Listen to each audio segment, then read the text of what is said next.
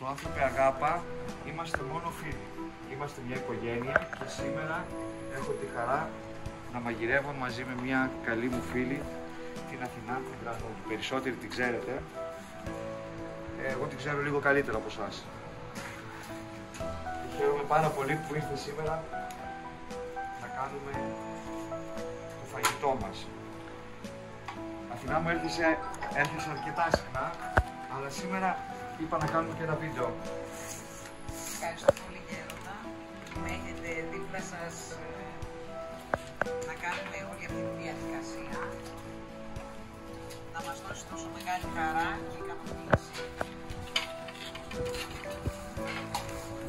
Η Αθηνά προέρχεται από ένα χώρο που, ξέρετε, πολλοί θα πούν ότι ή μάλλον σκέφτονται ότι οι άνθρωποι από αυτό το χώρο είναι μακριά από όλο αυτό, από αυτή την κουζίνα, από αυτές τις δραστηριότητες.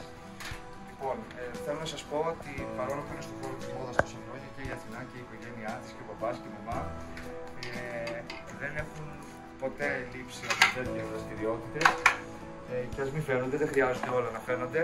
Είναι εδώ, είναι δίπλα μας και όχι μόνο σε εμάς και όπου αλλού ξέρω εγώ ότι είναι η οικογένεια Τρανούλη εκεί. Και εγώ δεν μιλώ πολιτικά. Εγώ είμαι μακριά από τα πολιτικά, όμως χαίρομαι να μας εκπροσωπούν άνθρωποι χορτάτοι. Άνθρωποι που δεν μπαίνουν στην πολιτική για να πάνε.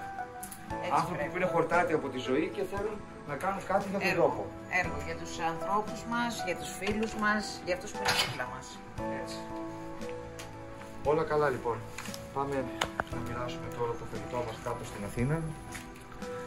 Να δούμε και εκεί την κατάσταση, γιατί και εκεί είναι δύσκολη η κατάσταση. Σας θέλουμε όλους κοντά μας. Άνθρωπε Αγάπα. Άνθρωπε Αγάπα. Είμαστε όλοι μαζί.